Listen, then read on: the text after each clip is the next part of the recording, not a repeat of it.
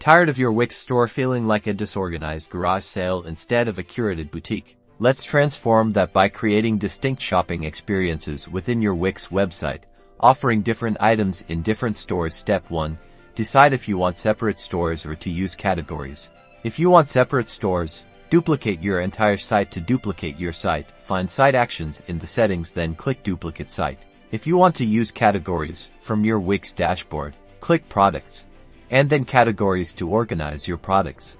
Create categories that reflect the different product lines you want to showcase. For example, if you sell clothing and accessories, you might have categories for shirts, pants, hats, and jewelry.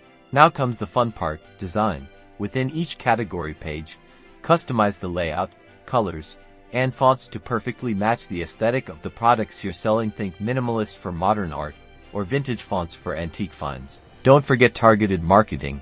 Use Wix's marketing tools to create email campaigns that highlight specific product lines to the right audience. For example, promote your new line of organic skincare products to your Wellness Post subscribers now. Go forth and conquer the e-commerce world with your beautifully curated Wix stores.